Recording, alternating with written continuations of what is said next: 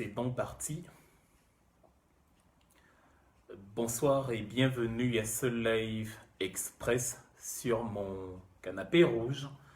Ce n'est pas la couleur appropriée peut-être sur ce thème, mais finalement peut-être que si, parce que le rouge symbolise le sang, le rouge symbolise la souffrance, le rouge symbolise les jours sombres, le rouge symbolise l'avenir dystopique. Le rouge symbolise le futur incertain.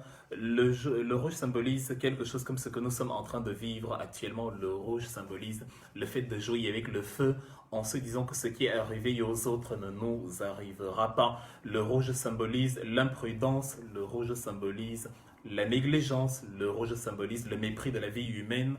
Le rouge symbolise la fainéantise. Donc finalement, c'est bien qu'aujourd'hui la couleur, le thème du jour soit le rouge parce que nous sommes en plein dedans. Bonsoir à tout le monde et bienvenue à ce petit live express que j'ai annoncé il y a à peine 20 minutes parce que bon, de toute façon, il reste disponible sur la page et tout le monde peut le suivre. Donc, j'ai pris un thème aujourd'hui qui ne peut pas attendre parce que nous sommes dans un monde qui court avec des choses qui évoluent à grande vitesse où, comme le coronavirus nous a appris, on peut se retrouver du jour au lendemain dans une situation qu'on n'avait pas du tout calculée. Donc voilà. Alors bienvenue à ceux qui sont là et j'espère que vous allez apprécier la petite entrevue, je ne sais pas, 3 quarts d'heure que nous allons peut-être passer ensemble. Avant de commencer, je tiens à rendre un hommage à mon compatriote Wilfried Siewe, même si bon, il a la nationalité allemande actuellement, ça n'y change rien. Un morceau de carton, un morceau de papier ne vous séparera jamais de l'Afrique.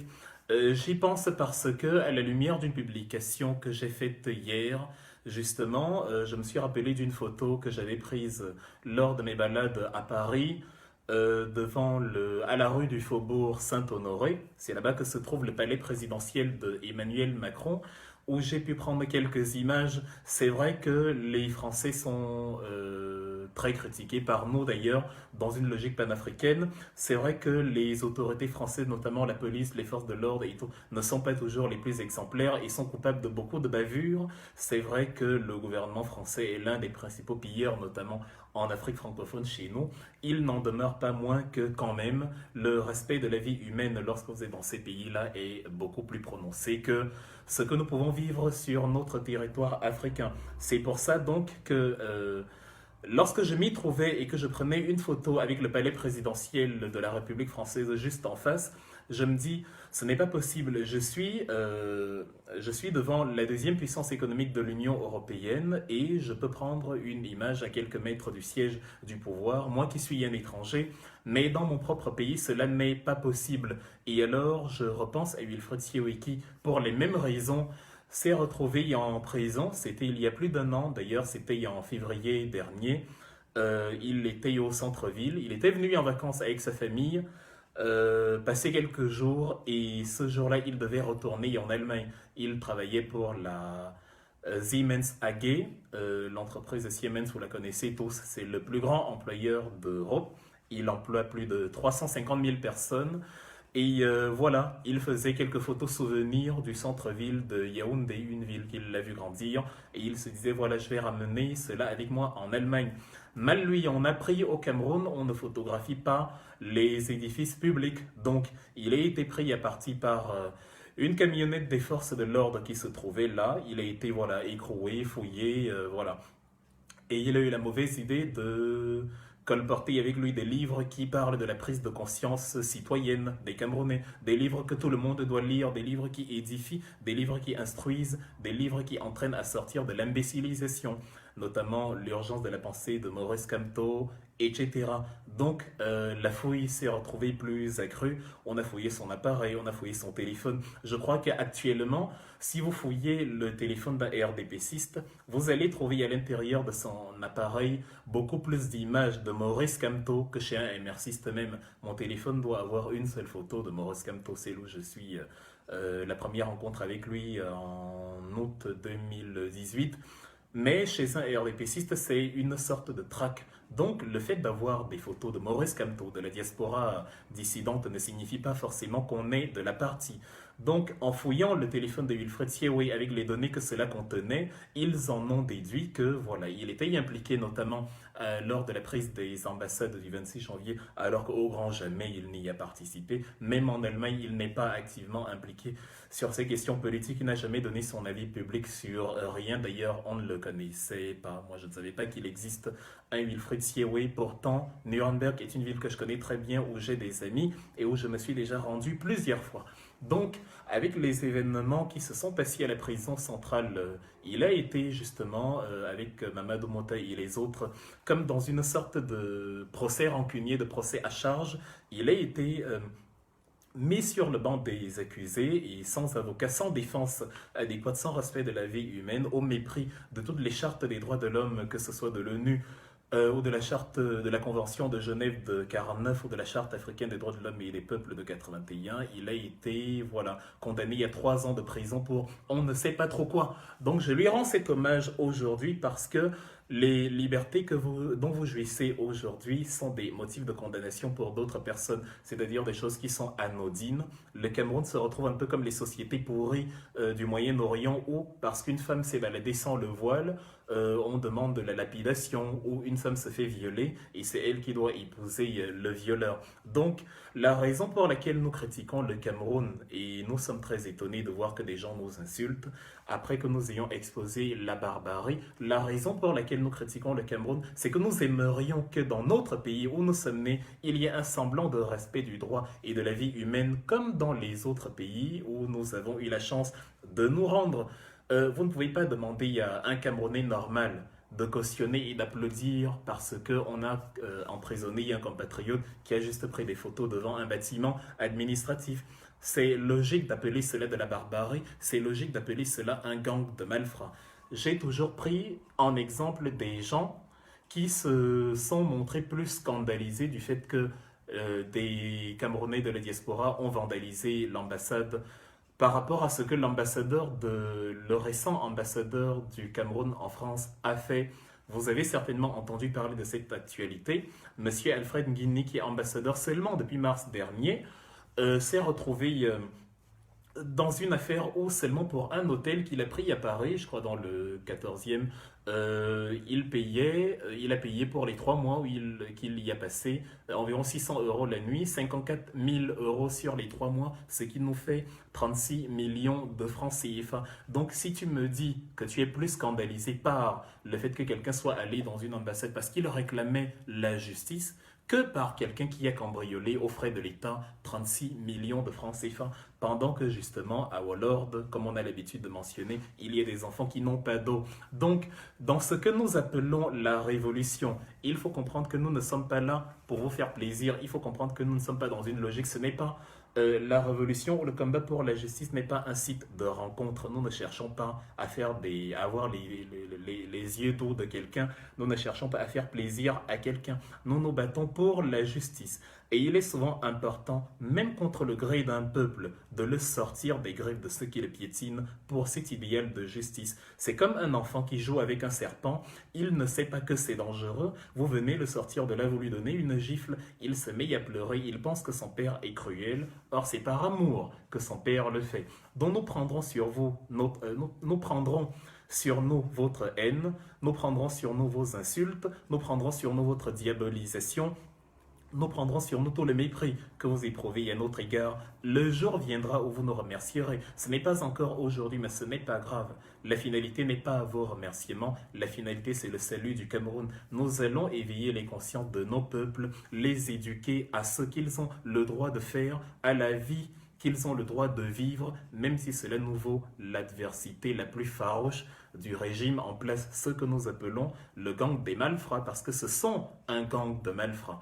Donc, hommage profond à Wilfred Siewey. Nous allons essayer, nous allons trouver des moyens, nous allons nous débrouiller, continuer à nous battre pour le sortir de là, lui et beaucoup d'autres personnes. On avait essayé, j'étais allé lors d'une journée portes ouvertes au ministère des Relations extérieures à Berlin, le Auswärtiges Amt, comme ils appellent là-bas, et avec les représentants du ministère, on a essayé de leur exposer cette affaire. On a essayé même, j'ai essayé de poser la question en pleine conférence. Ils ont renvoyé, comme ils ont l'habitude de dire, dans les codex diplomatiques en disant voilà, le Cameroun et l'Allemagne sont sur le dossier, nous travaillons dessus, mais nous ne pouvons pas vous fournir plus de détails. Donc il est important que des actions continuent d'être menées en ce sens. Le combat pour la justice n'est pas un combat qui attend une récompense, c'est un combat dont la récompense est la satisfaction d'avoir fait ce qui est bien, même si ça ne réussit pas. Il n'y a pas de combat qui échoue, tous les combats réussissent. Peut-être pas de ton vivant, mais au moins après toi,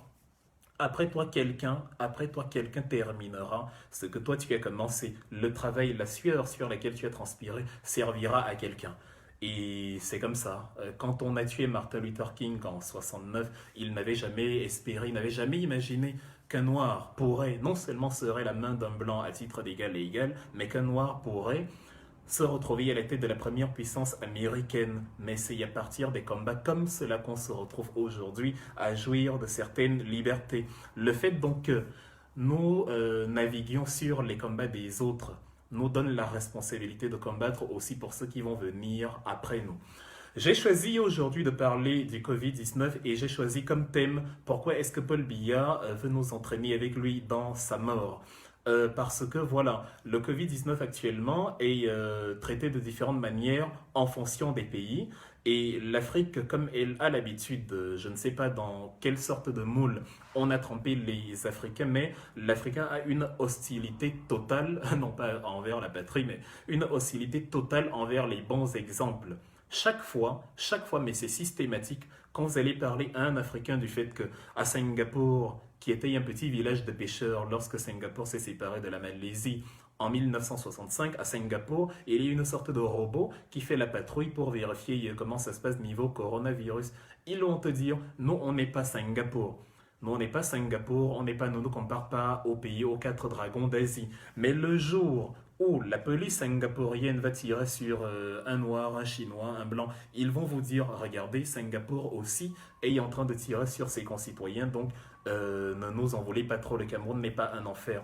Et il y a quelques jours, j'ai vu dans un échange, dans un forum, quelqu'un qui était en train de dire la police, il a pris, je ne sais pas où il a pris la vidéo, la police française interdit la distribution des masques. Vous voyez donc qu'un Africain a réussi à devenir assez fou pour prendre exemple sur des gens qui interdisent à des concitoyens de distribuer du matériel de protection. Ben déjà, c'est faux. Les masques sont délivrés aujourd'hui, jour de l'allègement du déconfinement en France à l'entrée des stations de métro. Ils sont d'ailleurs obligatoires dans les transports en commun. Qu'est-ce qui se passe dans les têtes d'un Africain qui vous dit regardez quelqu'un, regardez comment la police française interdit la distribution des masques. Donc la conclusion, c'est que la police camerounaise aussi devra interdire la distribution des masques. C'est assez terrible, c'est assez choquant. Il faut garder à l'esprit aujourd'hui qu'il y a des gens, on ne dit pas du mal des morts, mais sachez qu'on ne devient pas gentil parce qu'on est mort. Si j'ai été bien, traitez-moi comme quelqu'un de bien de mon vivant ou après moi. Si j'ai été méchant, détestez-moi vivant comme mort, je n'aime pas l'hypocrisie. Donc, je retiens qu'il y ait des gens qui ont dit que le Cameroun était l'un des meilleurs pays dans le monde en termes de plan de riposte contre le Covid-19. Et ces gens-là, actuellement, certains d'entre eux ont perdu la vie. Donc c'est assez intéressant d'être l'un des défenseurs de quelque chose et les conséquences de cette chose, de cette hypocrisie-là, nous coûtent la vie à nous-mêmes.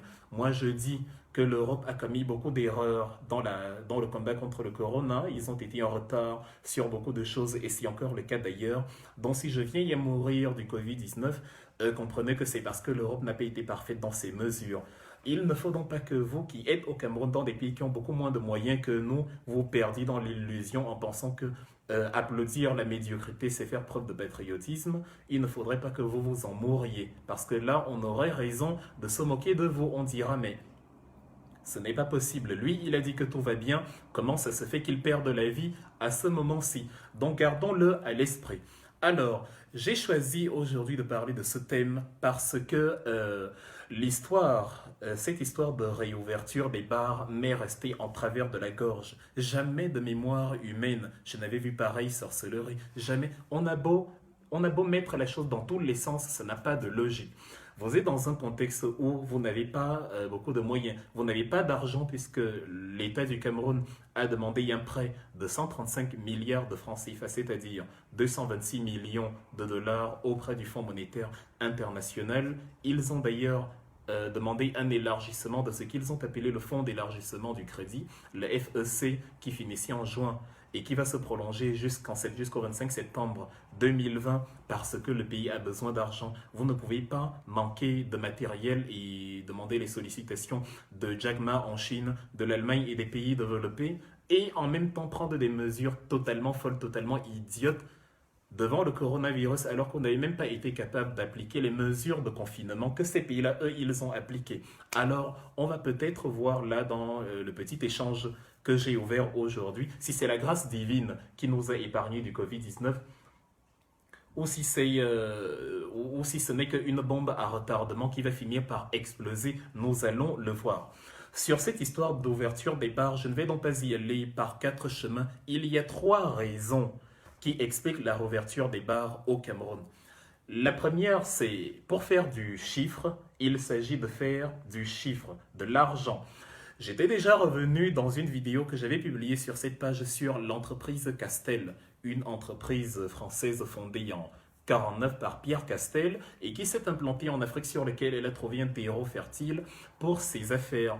C'est une entreprise florissante qui n'a jamais connu de problème, surtout dans un contexte où on adore l'alcool comme en Afrique, qui réalise un chiffre d'affaires de près de 8 milliards d'euros, dont les trois quarts sont en Afrique et qui ne paye pas, un peu comme la PHP, Anjombe Penja, la compagnie fruitière de Marseille, les plantations du Haut-Penja, qui ne paye pas les impôts de manière convenable, qui fait juste des arrangements avec l'État et qui justement se sucre sur notre dos. Ils ont donc décidé que les vies des Africains ne sont pas très importantes et que l'économie vient avant la vie. De toute façon, vous êtes des Africains et business is business. S'il y a un virus qui rôde dehors, on s'en fout. Ce qui est important, c'est que l'économie reprenne. On a fini par oublier que pour faire l'économie, il faut être en vie. En tout cas, la première raison, c'est celle-là. Il fallait faire du chiffre, il faut faire de l'argent. Lorsqu'on a critiqué le régime Biya en disant que c'est un régime totalement médiocre, totalement absurde, totalement inerte, il y a des gens qui nous disaient ne critiquez pas, Paul Biya est un bon président. Aujourd'hui, lorsqu'on dit il faut confiner, il faut fermer les bars, ces mêmes gens nous disent non, on ne peut pas fermer les bars parce que les arcanes principales de l'économie sont basées sur les brasseries. Et ils ont raison parce que l'année dernière, en 2019, nous avons consommé 936 décimètres cubes de bière. Enfin, vous avez consommé. Parce que vous pouvez me voir avec des bouteilles de champagne sur les photos. Moi, je ne bois pas d'alcool. Je consomme en moyenne, je ne sais pas, si je prends un verre comme celui-ci, je vais dire la moitié de ce verre est la quantité d'alcool que je consomme en une année et demie. En une année et demie. Ça, c'est ce que vous consommez en 8 minutes. Et vous en consommez comme ça au moins 15 par soir. C'est le volume d'alcool que je consomme en 18 mois, une année et demie, ce verre, et je ne le remplis même pas. Donc, dans un contexte comme celui-là, il y a des gens donc qui reconnaissent que Paul Biya a créé un pays dont l'économie est fondée sur l'alcoolisme, l'économie est fondée sur la bière. Et si on ne boit pas, si les bars sont fermés, ça ne va pas fonctionner. C'est donc un calcul économique mais totalement absurde. On avait donc raison de critiquer la gouvernance de Paul Biya parce que Covid-19 nous met devant nos démons. Covid-19 nous dit que nous n'avons pas d'économie. Nous importons du riz d'un pays comme le Vietnam, un minuscule pays plus petit que nous en superficie et qui produit quand même chaque année 40 mégatonnes de riz et qui en exporte, le premier exportateur après des pays comme l'Inde, le Pakistan. Nous avons basé sur l'alcoolisme. Et aujourd'hui, devant l'hécatombe du virus, on se rend compte qu'on a juste le choix. Qu'est-ce qui va nous tuer? Est-ce que c'est le virus qui va nous tuer? Est-ce que c'est l'imbécilisation alcoolique? Parce que c'est ça la deuxième raison pour laquelle on a rouvert les bars. J'ai dit il y en avait trois. La deuxième raison pour laquelle on a ouvert les bars, c'est qu'il faut maintenir justement le peuple dans cette vampirisation alcoolique, dans cette idiotisation, dans cette imbécilisation dans cette ivresse totale pour qu'il ne se pose pas les questions qui le concernent. Cet enfumage de drogue, cette alcoolisation des masses qui conduit à ce que vous avez donc des gens qui vont vous dire au Cameroun le Covid-19 est fini parce que justement on a rouvert les bars. Dans leur tête, si on a rouvert les bars, c'est que tout est terminé. Et d'une certaine façon, on peut leur accorder du crédit parce que oui, avec quelle logique peut-on expliquer le fait que des bars aient rouvert si ce n'est que le virus a été jugulé, réglé? Donc ces gens vont aller dans les bars et crier que le virus est terminé et ils vont mourir et tomber comme des mouches, un peu comme ceux qui, jusqu'à présent, avaient dit que le Cameroun contrôle le Covid-19 et qui eux-mêmes ont été victimes du même Covid-19. Donc il faut imbéciliser un peuple par l'alcool, il faut vampiriser un peuple par la bière, il faut saouler totalement une population et comme ça, certains vont même pousser la stupidité jusqu'à vous dire le Covid-19 n'existe pas ou du moins n'existe pas sur le continent africain. Vous en avez qui vous le disent. Je parle avec ma famille, je parle avec mon entourage, des gens disent ce genre de choses. Donc, ça conduit à ce que la principale question du moment aussi n'est pas posée, à savoir où est Paul Biya. Lorsque vous la posez, même d'ailleurs à un Camerounais, il vous dit est-ce que c'est ça que je mange? Donc, c'est le meilleur peuple qu'on puisse avoir, c'est-à-dire c'est la meilleure configuration possible. Quand vous avez un peuple comme ça, vous pouvez y en faire ce que vous voulez. C'est la meilleure chose qui puisse vous arriver. Un peuple totalement endormi, un peuple totalement inconscient, un peuple à qui une bouteille de bière suffit pour estimer que ça va. Tous ces problèmes sont résolus. Ce peuple-là est devenu une chose pire même que le bien cheptel ou le bien meuble qu'on nous collé dans le code noir de Louis XIV au XVIIe siècle. Le peuple-là est donc devenu une chose dont on peut faire ce qu'on veut. Et qu'est-ce qu'on veut faire du peuple africain? C'est la troisième raison. On veut augmenter le nombre de cas de Covid-19 en Afrique. Je précise, je répète que la raison pour laquelle on a ouvert les bars, c'est pour se faire de l'argent, parce que les brasseries, dans le concubinage incestueux, la danse macabre avec le gouvernement camerounais, veut se faire de l'argent. Ça va aussi renflouer les caisses pour les impôts, parce que l'activité y est arrêtée et que tout se base sur l'économie. La raison, c'est imbéciliser un peuple pour qu'il ne demande pas où est Paul Biya, dont le peuple peut faire 2 mois, 3 mois, 90 jours sans voir son prétendu président, et il est tranquille, il ne pose même pas la question. Apporter cette actualité à n'importe quel pays dans le monde, il va dire que le Camerounais est devenu totalement fou. Comment c'est possible? Et donc, la troisième raison, c'est celle-là, augmenter le nombre de cas de Covid-19 en Afrique. C'est-à-dire, les Africains jusqu'ici étaient particulièrement épargnés si on compare avec les pays européens par le Covid-19. Et justement, en ouvrant les bars, au-delà de 18 heures, on va les amener à mener leur vie comme ils avaient l'habitude de faire. L'endroit où les Camerounais se retrouvaient le plus quand ce n'est pas le foot, c'est justement la bière et la boîte de nuit. Dans la boîte de nuit, on est collé et comme il y a la musique, on se parle à l'oreille et on postillonne, c'est-à-dire on émet des jets. Des aérosols si on veut. On émet des gouttelettes et c'est par ces gouttelettes-là qui entrent par les narines, par les yeux, par la bouche, par les orifices du corps que justement on finit par être contaminé du Covid-19. Donc le programme justement de cette hérésie, de cette danse macabre, c'est d'augmenter les nombres de contagions entre autres. C'est aussi la raison pour laquelle vous avez vu Air France, entreprise française, Air France KLM, qui est la principale entreprise, la principale compagnie aérienne européenne, tabler sur le fait qu'à partir du mois de juin, elle va ouvrir de nouveau ses voyages vers l'Afrique. Imaginez un peu, actuellement la France a 26 000 morts du Covid-19.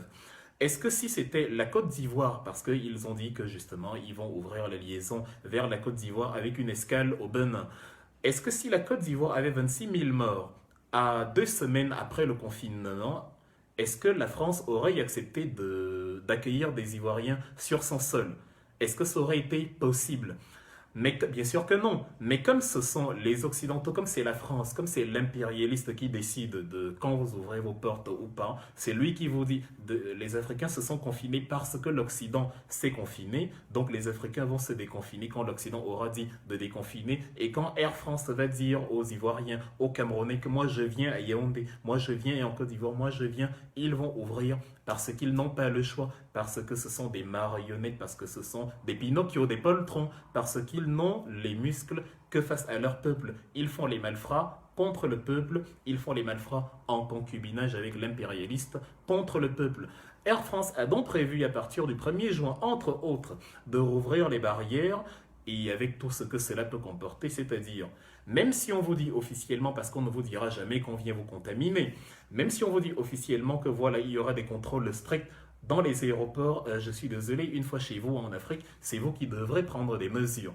Si vous n'acceptez pas de mettre en quarantaine, de confiner ou je ne sais pas quoi, je suis désolé, le virus va entrer de plus belle sur le terrain. C'est d'ailleurs exactement ce qui s'est passé à partir du mois de mars 2020 où il n'y avait encore aucun cas de Covid-19 au Cameroun. Mais parce qu'on a laissé les frontières, parce qu'on croyait que le Covid-19 s'arrête quelque part dans les airs, on a laissé tout le monde entrer, on a laissé le président de l'Assemblée nationale faire ses va-et-vient, faire ses meetings avec sa suite, rencontrer des gens lors des sessions à l'Assemblée, avec tout ce que cela comporte. Au point où, comme on est dans un pays fou, des gens ont utilisé la diaspora comme prétexte en disant c'est la diaspora qui est allée contaminer les Camerounais. Je veux bien qu'il y ait des gens qui ont été négligents, qui peut-être étaient asymptomatiques ou porteurs du virus et qui, sans savoir qu'ils étaient déjà atteints, ont cru aller s'abriter en Afrique et ont plutôt contaminé les autres. Mais à qui revient la protection civile? Est-ce que c'est à celui qui voyage? Non, c'est au ministre de l'Intérieur, au ministère de l'administration territoriale au Cameroun,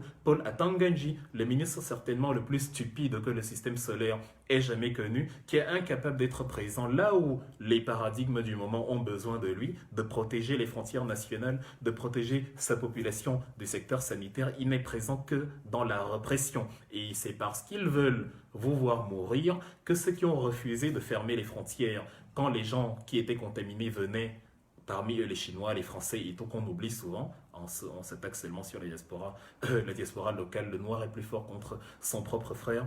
Celui-là donc qui a laissé les gens venir en étant malades, et encore celui qui refusait que des Camerounais, des citoyens, vous apportent leur aide pour des questions politiques. Donc, c'est dans cette situation-là qu'on se retrouve. Voilà donc les trois raisons, comme je disais, qui ont conduit la rouverture des bars et deux ou trois hérésies qu'on a observées au Cameroun. C'est ce qui explique les 14 voitures que l'OMS est allé donner au gouvernement camerounais, comme si le Cameroun avait besoin de voitures. Mais regardez un peu, quand vous allez seulement dans les garages de l'un de nos ministres, vous allez voir l'un de ces garages, mais vous serez impressionné par le nombre de véhicules que vous y trouverez. C'est-à-dire, à lui tout seul, il a une flotte qui dépasse largement les 14 véhicules que l'OMS a apportés. Donc, on n'a pas besoin de voitures, et encore moins de voitures de luxe. Ce n'est pas ça qui va aller dans des zones enclavées. Quand on veut aider une zone enclavée, lorsque quelqu'un comme Maurice Kamto apporte des kits de survie, des kits de dépistage, au lieu de dire les 4x4 vont servir à transporter les malades là-bas, non, c'est pas nécessaire. Vous n'allez pas amener tout le monde à Yaoundé. Prenez plutôt les kits de Maurice Kamto et de tous ceux qui ont apporté de l'aide et acheminez-les là-bas, équipez les hôpitaux avec ce matériel et personne n'aura besoin de quitter cette région pour aller à Yaoundé, en risquant d'ailleurs mourir sur le terrain. Vous voyez que les raisons n'ont aucune logique. La logique derrière, c'est parce que il y a des lobbies qui jouent entre l'Organisation mondiale de la santé et le gouvernement camerounais à des petites manœuvres de corruption pour ensuite faire accepter à ce peuple des vaccins et des choses qui vont faire de vous des cobayes et le marchepied de ces gens-là. L'OMS travaille en étroite collaboration avec des organismes comme la Fondation Bill et Melinda Gates. Et la Fondation Bill et Melinda Gates est justement très très amatrice de ce genre de pratiques, en particulier dans le continent africain. Il y a eu déjà plusieurs cas. De toute façon, on ne va pas refaire l'histoire. Mais je vous renvoie lire un livre qui a été écrit l'année dernière, en 2019, par Lionel Astruc. C'est un journaliste français. C'est paru aux éditions Actes Sud. Lionel Astruc, il a écrit, le titre du livre, c'est la pseudo-générosité de la Fondation Bill et Melinda Gates. Il fait comprendre dans ses travaux que l'artémisia, qui était interdit en Europe il y a plus d'une dizaine d'années déjà, a été justement interdit sous la pression des lobbies de la Fondation Bill et Melinda Gates. Gardez à l'esprit que la fortune de Bill Gates sur l'intervalle 2011-2019 a augmenté de 40 milliards de dollars. Bill Gates avait 56 milliards en 2011, il est actuellement à 96 milliards. Comment c'est possible que quelqu'un qui offre des dons s'enrichisse au lieu de voir sa fortune diminuer? En général, si j'ai 10 euros, je vous en donne 5, il m'en restera 5. Bon, même si je fais des affaires, si je vous en donne autant, 5, je vais peut-être gagner 3 derrière et j'aurai 8 euros. En tout cas, j'aurai perdu au change. Mais la fortune de Bill Gates augmente. Pourquoi? Parce qu'en fait, non, ce n'est pas du bénévolat, c'est du business. Ce sont des placements. Il subventionne de grandes entreprises, parmi lesquelles des géants comme Coca-Cola, des géants comme des gens qui ne sont même pas en priorité dans le secteur de la santé, où vous vous demandez quel rapport. C'est par des mécanismes qui passent par des sociétés écrans, qui passent par des organismes officiels, qu'on finit par vous faire accepter et des vaccins et des produits qui vont faire que vous devenez le tube à essai de ceux qui ont peur d'essayer sur eux en premier, parce qu'ils estiment que eux sont des humains de plus grande valeur. Donc allez lire ce livre aux éditions Actes Sud en France, la pseudo-générosité de la Fondation Bill et Melinda Gates. C'est entre autres, voilà, comme je dis, ce qui explique que vous voyez donc ces amitiés avec l'OMS et les dirigeants africains qui viennent offrir aux Africains ce dont les Africains n'ont pas besoin, au lieu d'offrir ce dont nous avons besoin. C'est ce qui explique aussi la visite de Christophe Guillo au Palais de l'Unité avec le fantôme de Paul Biya. C'est-à-dire, on s'attarde beaucoup sur la visite entre Christophe Guillo et l'ombre de Paul Biya, ce qu'on a vu au palais, mais on oublie qu'il a aussi rencontré d'autres acteurs du gouvernement camerounais, notamment Madeleine Chente, le ministre de la Recherche scientifique.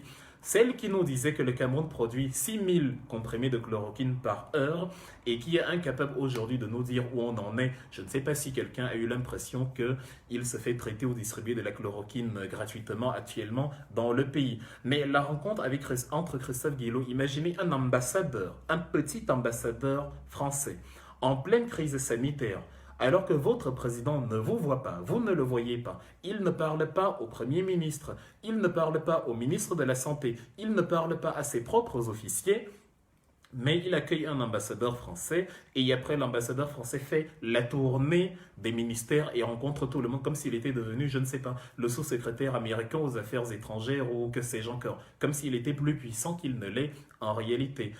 Est-ce que la France peut laisser M. Alfred Guigny, ambassadeur du Cameroun à Paris, rencontrer à huis clos des dirigeants français dans des positions aussi stratégiques? Olivier Véran, ministre de la Santé, je ne sais pas, Christophe Castaner à l'intérieur ou le ministre de l'Industrie.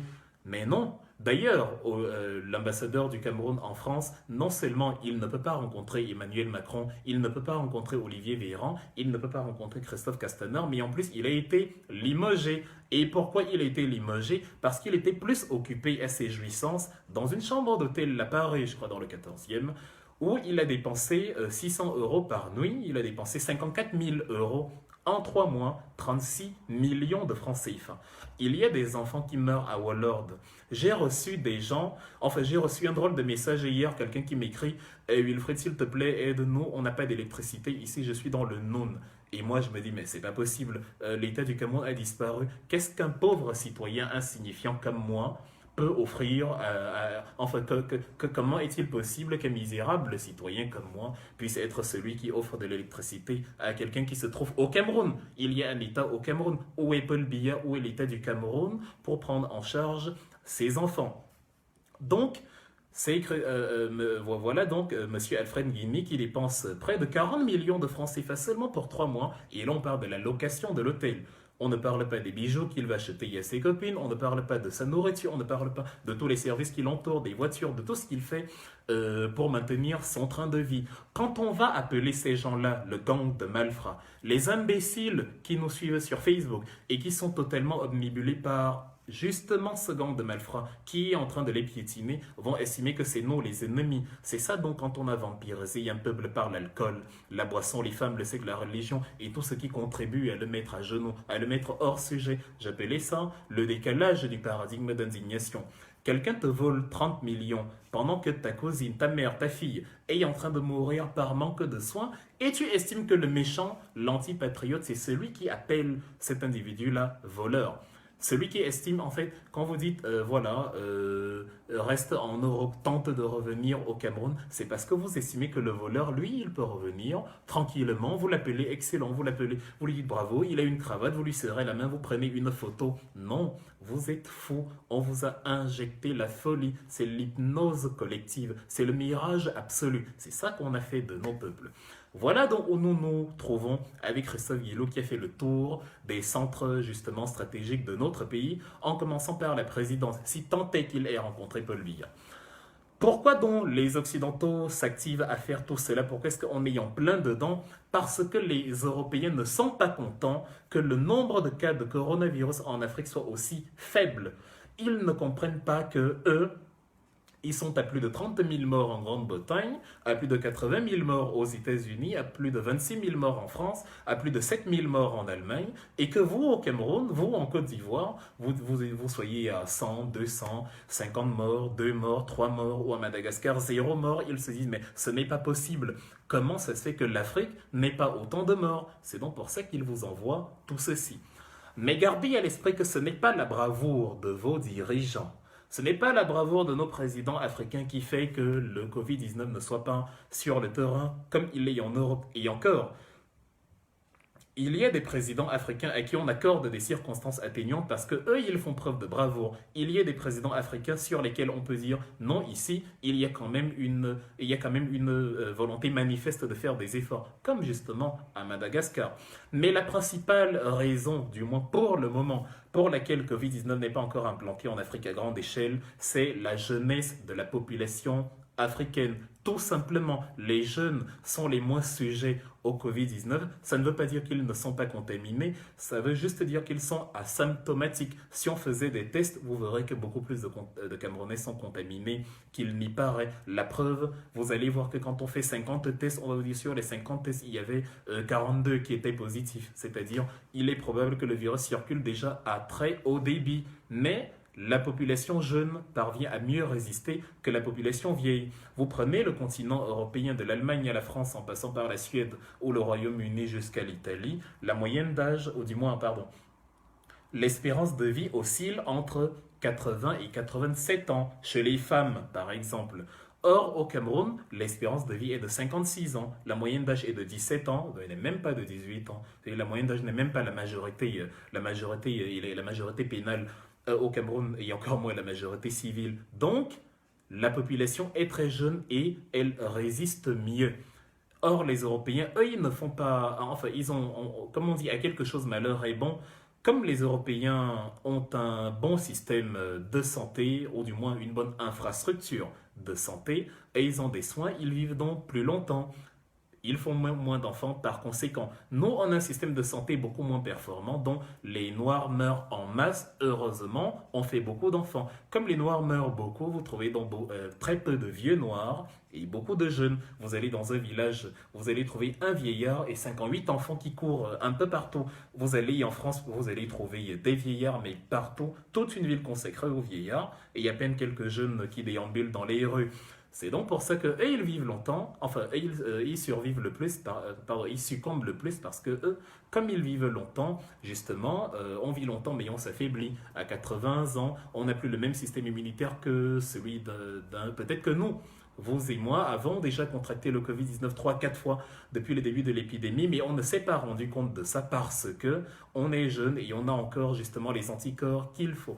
Voilà la principale raison. Ce n'est pas Dieu qui est venu vous sauver, ce n'est pas la chance et ce n'est pas non plus une occasion de jouer avec le feu en pensant que ça va rester comme ça. Non, bien au contraire, on voit comment c'est en train d'augmenter petit à petit. Vous n'allez trouver aucun pays en Afrique où on va vous dire les cas sont en train de diminuer, comme c'est le cas en Europe. Et encore, ce n'est pas le cas partout. Vous qui dites donc il faut fermer, enfin, on a bien fait d'ouvrir les bars, la vie peut recommencer, nous sommes des oiseaux de mauvais augure qui présageons le pire. Sachez que en Corée du Sud, il y a 2 jours, un jeune homme de 29 ans est allé se balader dans 5 bistrots pour aller boire et il s'avère qu'il portait les symptômes du coronavirus. On a refermé les bars dans la ville de Séoul à cause d'une seule personne et ce pour 15 jours. Vous, au Cameroun, vous avez les bars ouverts et vous vous dites Dieu pour voir comme Dieu déteste les Coréens et que vous êtes les êtres les plus bons de la terre. Vos bars seront ouverts, il n'y aura pas de conséquences. Les Coréens sont des idiots et ils ont fermé les bars et eux, voilà, c'est comme ça, comme Dieu les déteste, eux, ils vont mourir s'ils les gardent ouverts. Mais vous allez survivre. La Corée du Sud a fermé ses bars. L'Allemagne Si vous lisez le Tageszeitung, le Taz, l'un des quotidiens allemands les plus connus, ils ont remarqué depuis quelques jours que les cas, depuis que l'Allemagne a commencé à déconfiner, les cas ne diminuent plus. On était descendu à 960, c'est en train de remonter, on est à 1100. En fait, sur les 1,1, c'est-à-dire les 1,1 ne descendent plus. La courbe est maintenant stagnante et elle tend à augmenter même avec le déconfinement, tant et si bien qu'en Allemagne, on est en train de réfléchir à de nouveaux confinements localisés. D'ailleurs, il y a un foyer, il y a quelques foyers un foyer qui s'est ouvert il y a quelques jours là, 200 personnes qui ont été testées positives dans une structure où justement il y avait plus de cas de Covid-19. En France, pareil, en Dordogne ou dans la Vienne, il y a quelques jours, il y a en Dordogne un enterrement qui a regroupé quelques dizaines de personnes et qui est devenu un nouveau foyer du Covid-19. Au point où on se demandait, avant aujourd'hui, lundi 11 mai, la date du déconfinement, on se demandait est-ce qu'on est prêt, est-ce que la France est prête à rouvrir les vannes, est-ce que c'est une bonne idée? Au Ghana, puisqu'il faut parler d'Afrique, la semaine dernière, le Ghana avait procédé à un allègement, enfin, il y a une dizaine de jours, un allègement de son confinement dans les villes de Kumasi et Accra, les deux plus grandes villes du pays. Les gens pouvaient sortir, mais les rassemblements restaient interdits. Et sur ce petit intervalle d'une semaine, le Ghana était passé de 1042 cas à 1550 cas, au point où l'opposition a commencé à poser la question, est-ce que c'est une bonne idée? Qu'est-ce qu'on est en train de faire? Est-ce qu'on fait bien? Est-ce que le gouvernement fait bien d'alléger, de mettre les mesures de déconfinement voilà, avec les risques que cela peut comporter. Mais au Cameroun, vous estimez que non, il n'y a pas de problème. Vous êtes un super peuple, il ne va rien vous arriver. On peut ouvrir les bars. Vous avez le meilleur plan de réponse contre le Covid-19, vous avez le meilleur président de la Terre, vous avez les meilleurs moyens, vous avez le meilleur bilan statistique, vous avez tout. Même si on se retrouve dans un pays où le ministre de la Santé vous dit il y a 68 morts ou 61 morts. Et après, vous entendez que le délégué régional du littoral a commandé 100 cercueils pour le coronavirus. Soit on est dans un monde de fous où le délégué régional commande des cercueils pour des gens qui ne sont pas encore morts, soit il faut nous expliquer comment on peut commander plus de cercueils, enfin, comment il peut y avoir plus de morts dans la région du littoral que dans tout le Cameroun. Comment c'est possible? Vous êtes donc dans un mensonge permanent. On est en train de vous mentir à grande échelle actuellement et sur le nombre de contaminés et sur le, et sur le nombre de morts de un parce que eux-mêmes, ils ont peur, parce qu'ils ont peur que l'hécatombe réelle soit visible au vu et au su de tout le monde, et de deux, parce qu'eux-mêmes ne savent pas exactement combien sont contaminés, combien en meurent, puisqu'ils n'ont pas les moyens de tout vérifier. Le mensonge permanent dans lequel vous vivez n'a de raison de prospérer que votre volonté à continuer à végéter dedans. Quand on n'est pas naïf, on sort de là. C'est pour ça que je vous ai dit d'entrée de jeu, nous ne sommes pas dans un site de rencontre. Je ne cherche pas votre amour, nous ne cherchons pas à vous plaire, nous vous disons la vérité, cette vérité qui peut vous sauver. Reprenez l'exemple d'un enfant qui joue sur la plage avec les pinces du crabe. Si son père vient le retirer en le giflant, que l'enfant ne se dise pas que son père le déteste. Le père a décidé de sauver son enfant de la morsure contre le gré de cet enfant-là. La haine d'aujourd'hui se transformera en remerciement de demain. Pour l'instant, on est en plein combat, vous n'avez pas à nous remercier, nous ne vous le demandons pas. Au contraire, la haine, la diabolisation et toute la aversion que vous ressentez à notre égard sont le carburant que nous prenons pour continuer à nous battre. Donc, que ce soit l'Allemagne, le Ghana, la France, la Corée du Sud, les exemples que je viens de citer, eux, ils sont sur le pied de guerre et ils sont sur le qui-vive et vous êtes dans la débandade totale en faisant prospérer la légende selon laquelle Covid-19 n'existe pas. Déjà de 1, n'oubliez pas que d'autres maladies continuent d'exister même s'il y a Covid-19 et que justement il faudra mélanger les malades enfin il faudra que les hôpitaux aient la capacité d'accueillir les malades ordinaires avec les malades du Covid. Lorsque Monique Omatikel est mort le 13 mars 2016, il n'y avait pas de coronavirus. On a quand même été incapable de la soigner. Maintenant qu'on est en plein coronavirus, si l'échelle venait à grimper, comme c'est le cas dans des pays sous-développés, dans des pays développés, ne priez pas. Dieu ne vous écoutera pas. Dieu n'a rien à voir là-dedans. Ce n'est pas Dieu qui vous dit de faire des idiots, de faire les idiots ou de défendre un gouvernement de barbares pendant que justement on est en train de vous sensibiliser à ces choses. Donc, les Européens n'ont pas encore trouvé de vaccin eux-mêmes, mais pour autant, c'est ça la clé de l'histoire. Ils n'ont pas encore trouvé le vaccin eux-mêmes, mais il n'est pas question que vous, les Africains, vous développiez un remède. Quand je parle tout le temps de l'OMS, de Bill Gates, de Christophe Guillouet et de toutes les réunions funestes et sinistres qui se passent actuellement entre ces empires et nos pays, c'est parce que, en attendant qu'eux ils aient le vaccin, les vaccins qu'ils décideront de tester sur vous, ils ne veulent pas que vous trouviez un médicament qui vous sortirait de là. C'est hors de question. L'Afrique ne doit pas trouver de médicaments.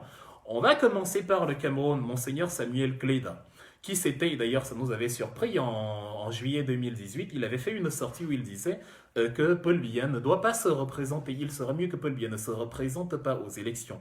Pendant que tous les prélats faisaient les politiciens, où on a vu l'archevêque de Yaoundé qui appelait même la police de venir chasser ceux qui étaient agglutinés devant la cathédrale. C'était assez impressionnant. Monseigneur Kleda avait dit que lui, il ne veut pas que Paul Biya se représente à nouveau. Et Monseigneur Kleda, qui est aussi un expert dans la pharmacopée selon la cosmogonie africaine, a développé un traitement, un protocole qui, selon lui, soigne le Covid-19. Et les faits parlent pour lui en ce sens que ceux avec qui il a travaillé ne sont pas morts jusqu'à preuve du contraire du Covid-19. Ça valait dans le lieu de faire quelques essais et de voir. Mais on a appelé l'ordre des médecins, on les a instrumentalisés pour qu'ils disent, ils fassent une sortie pour dire non, il ne faut pas consommer le remède de Monsieur Kleda. Sans essai, sans rien, c'est la première fois que je vois la science tirer des conclusions sans mener une analyse longue durée, sans chercher à obtenir des preuves. C'est de la science de sorcier, c'est-à-dire c'est comme au Moyen-Âge, là, les sorcières de Salem, c'est de la science occulte. Ce n'est plus de la science, ce n'est plus Imhotep pour les Africains, ce n'est plus Hippocrate pour les Occidentaux, ce n'est plus de la science, ça n'a plus rien à voir, c'est de la prestidigitation. Je sais déjà que ça ne fonctionne pas, alors que je n'ai même pas eu l'occasion de vérifier et de tester. Et voilà. Après Monseigneur Kleda, vous allez au Bénin, lorsque la crise a commencé, on a vu, il a pris de l'ampleur, Monsieur Valentin Agon, qui a créé son apivirine il y a une vingtaine d'années, un remède qui était certifié et breveté dans la plupart des pays occidentaux, accepté partout en tant qu'antirétroviral contre le sida. Il a justement présenté le protocole avec l'apivirine qui soignait le Covid-19 où il a mis à contribution des malades européens, des Français, toute une famille qui a été soignée au Burkina Faso, qui peut témoigner qu'en quelques jours, elle est sortie de là. D'ailleurs, on a présenté les résultats au ministère de la Recherche scientifique au Burkina Faso qui a confirmé ces résultats. Quelle ne fut pas notre surprise de voir comment quelques jours plus tard, les mêmes ministères, les mêmes autorités ont fait un volte-face mais absolu pour dire que non, jamais, ils n'ont aucune preuve de l'efficacité de l'apivirine. Parce que derrière, on leur a mis la pression, parce que derrière, l'OMS est passé par là, parce que derrière, les sorciers sont venus pour le lobby pharmaceutique, pour des histoires d'argent, faire la danse Zulu. C'est-à-dire venir faire toute la logique d'intimidation pour que ça ne passe pas. Il est hors de question qu'un Africain trouve le remède face au Covid-19. Comprenez-le, aujourd'hui, nous sommes dans un combat total. C'est-à-dire, ceux qui sont panafricains doivent montrer à partir de maintenant qu'ils sont panafricains. Les faits ne s'arrêtent pas là. En RDC, les professeurs Michel Bakala et Kwalanga et sa collaboratrice Philomène Lungu de l'université de Lubumbashi, ont justement travaillé sur un protocole à base de la chloroquine depuis 2012, donc bien avant Didier Raoult, un mélange de chloroquine et d'oxydant, 3 molécules en tout, qui justement montraient son efficacité contre le Covid-19. Ils n'ont pas été portés en avant, ils n'ont pas été subventionnés, ils n'ont pas été encouragés et encadrés par leur État. Et aujourd'hui, on vous dit, voilà, la RDC enregistre 991 cas pour 41 décès. Pourquoi il y a 41 décès si à l'intérieur du pays, il y a quelqu'un qui peut justement présenter un protocole susceptible de soigner? Parce que les Africains ne font pas confiance en leur génie et parce que de deux, quand ils essaient, l'impérialiste vient hausse le ton et l'Africain courbe les chines. Nous avons de faux présidents. Quand ils ne sont pas des paralytiques, comme au Gabon avec Ali Bongo, et encore, Ali Bongo essaye de faire quelque chose, ils sont totalement soumis et incapables de prendre les choses à bras le corps, comme avec Félix Tshisekedi en RDC, où on va te dire, il a pris quelqu'un justement pour travailler sur le Covid-19, mais en même temps, ils n'acceptent pas les solutions qui viennent de ceux qui ont déjà la solution et ceux qui disent qu'ils ont déjà le remède et qu'il faut juste réaliser des essais. Quand on n'a pas ce type de président-là, on a des cadavres comme Paul Biya qui est au Palais de l'Unité actuellement et dont lui seul, il est le seul à savoir s'il est encore en vie. Actuellement, le Cameroun n'a pas de président. Après Samuel Kleda, après Valentin Agon, après Philomène Lungu et Bakala Ekwalanga, on en arrive à quelqu'un comme Jérôme Mouniangi, un autre médecin congolais bafoué dans son propre pays, intimidé dans les pays occidentaux. Il a travaillé, il sort de l'Institut de l'école d'Hydro à Paris, il a aussi eu un autre master à l'Université d'Ottawa au Canada. Il a finalement trouvé refuge à Madagascar où il a travaillé sur le fameux Artemisia. Madagascar est le principal réservoir d'Artemisia sur le continent africain avec près de 3000 tonnes de réserves de cette plante. Et justement, c'est une plante de toute façon qui a suscité l'intérêt de beaucoup de gens. Vous vous souvenez du prix Nobel de physiologie et de médecine de l'année 2015, la chinoise Yu Yutu, qui est d'ailleurs encore en vie, elle a 86 ans, qui a justement travaillé sur l'artémisia et qui était reconnue pour ses travaux sur l'artémisia. Aujourd'hui, Madagascar développe un remède à base de l'artémisia et à partir du moment où il décide de partager ce remède avec ses pairs africains, il y a une cabale mais totale de M. Tedros Adhanom, le patron de l'OMS, qui est d'ailleurs pourtant un Africain, mais avec le concours de ses collègues occidentaux, ils font une campagne de sabotage mais massif contre l'artémisia de Madagascar, où il faut dire que non, il ne faut absolument pas consommer l'artémisia. C'est une mauvaise molécule, c'est une mauvaise plante, elle a des effets secondaires, mais attendez, c'est comme avec la chloroquine de Didier Raoult. Un médicament qu'on connaît depuis la nuit des temps devient aujourd'hui plus dangereux que le Aratachop, c'est-à-dire on vous dit que les effets secondaires mais sont terribles. Jusqu'à présent, il n'y avait pas d'effets secondaires. Je suis sûr, pour nous qui aimions les mangues, parce qu'on a grandi au village chez nous à Bachenga, quand il pleuvait, il y avait, quand la bourrasque secouait les arbres, les mangues nous tombaient de partout. J'ai été blessé plusieurs fois à cause des mangues, tellement il y avait à manger chez nous. Aujourd'hui, si on découvre que la mangue soigne le Covid-19, l'OMS va vous dire qu'il faut arrêter de consommer la mangue parce que les effets secondaires de la mangue sont absolus et qu'il faut vraiment arrêter. Donc, ils ne vous disent pas que ça ne soigne pas parce que, oui, on aurait pu comprendre si on nous avait dit l'artémisia n'est pas fiable, ça ne soigne pas, vous prenez, ça n'a pas d'effet. Mais bon, au moins, j'aurais essayé, tant mieux. Ça ne me guérit pas, mais ça ne me tue pas non plus. À partir du moment où vous dites que ça a des effets secondaires, non, là vous êtes dans le déni, là vous êtes dans la propagande, là vous êtes dans le lobby, la médisance. Vous ne voulez pas que les Africains trouvent un remède. Pourtant, les faits parlent d'eux-mêmes à Madagascar, puisque Madagascar n'a pas connu le moindre décès du Covid-19. Combien de pays en Europe peuvent se targuer de n'avoir pas connu le moindre décès du Covid-19? Pourquoi Madagascar s'en sort? Peut-être parce qu'en plus de la jeunesse de sa population, la jeunesse de son président, le président malgache a 40 ans de moins que Paul Biya. C'est effrayant, 40 ans de moins. C'est-à-dire, mais quand André Rajoelina est né, Paul Biya pouvait déjà être grand-père. C'est génial. Et justement, eux, ils ont développé leurs médicaments. Ils ont une centaine de cas de Covid-19 et aucun décès. Tous sont en rémission. Donc Madagascar a la légitimité d'aller dans tous les pays du monde et de présenter son remède en disant « le voici ». Macky Sall avait commandé le remède. Félix Tshisekedi avait parlé avec lui pour commander le remède. Même les présidents de l'Afrique du Nord avaient parlé avec lui pour avoir le remède. Et comme par hasard, les dirigeants de la CEDEAO ont fait une sortie avant-hier pour dire que non, ils n'ont jamais commandé le remède de l'artémisia. Mais attendez, le Sénégal, la Côte d'Ivoire, enfin, ces pays-là c'est en Afrique de l'Ouest ou bien comment ça se passe? La communauté économique des États de l'Afrique de l'Ouest, ça veut bien dire CEDEAO. Comment ça se fait donc que des pays qui ont passé la commande disent après aujourd'hui qu'ils n'ont pas passé la commande? Quelle est cette hérésie? Quelle est cette sorcellerie? Quel est ce spiritisme? Donc, Nous sommes en plein dedans. Les lobbies pharmaceutiques ne tiennent pas compte de la couleur de la peau. Que vous soyez blanc ou noir, même si vous êtes blanc, si vous mettez à mal leurs intérêts, ils vont vous combattre. C'est pour ça qu'ils ont combattu Didier Raoult en France. Parce que voilà, Raoult était en train de dire que non, la chloroquine chez lui, à l'Institut hospitalier universitaire de Marseille, fonctionne. Donc, il ne comprend pas qu'on dise effets secondaires, machin. Les lobbies pharmaceutiques, en ayant vu que il y avait un nouveau virus dans la cour, se sont dit, ah tiens, l'opportunité pour nous de nous faire des milliards en travaillant sur un vaccin qu'on va sortir dans un an, après que la population soit morte en masse et ait été bien contaminée pour qu'elle se dise, oh là là, on ne veut plus un virus pareil, on leur sortira un vaccin et on leur dira, voici le remède contre le Covid-19. Et ils vont le prendre et justement, nous allons nous engraisser, nous remplir les poches. On a combattu Didier Raoult et dans la même logique, on combat donc les Africains. Le problème, c'est que nous, comme on est Africains, on souffre doublement parce que l'Afrique, plus qu'aucun autre continent sur Terre, est celui qui a le plus subi la logique du cobaye des autres. En 2006, si vous vous souvenez très bien, il y a eu en Côte d'Ivoire la fameuse affaire du Probo Koala.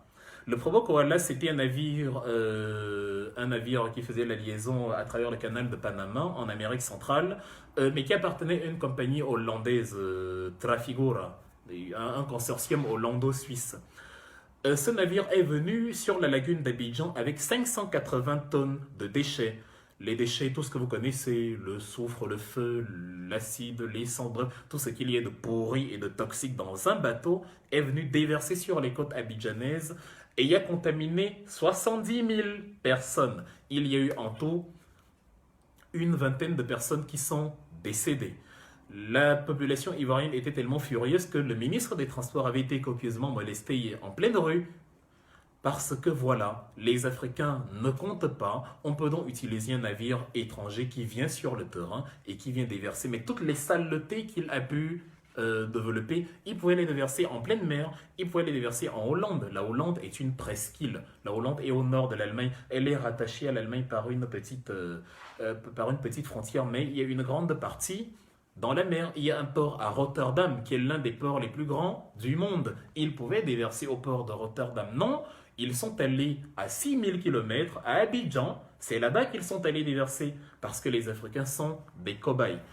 Vous vous souvenez aussi certainement une année plus tard de l'affaire l'Arche de Zoé. Ça s'est passé au Tchad. Il y a une association qui avait été créée par deux Français, Monsieur Eric Breteau et sa femme Émilie Lelouch, en 2005 pour répondre aux conséquences du grand tsunami qui avait ravagé l'Asie du Sud-Est dans l'océan Indien. Et justement, ils ont créé une association qui allait venir en aide aux enfants sinistrés de la zone. Beaucoup de zones avaient été sinistrées, l'île de Sumatra ou Banda Aceh en Indonésie. Et donc, justement, ils avaient établi des programmes d'aide des enfants là-bas. Ils sont venus 2 années plus tard, en 2007, en Afrique centrale, notamment au Tchad et aux frontières du Soudan. Ils ont créé ce qu'ils ont appelé Opération Darfour 2007.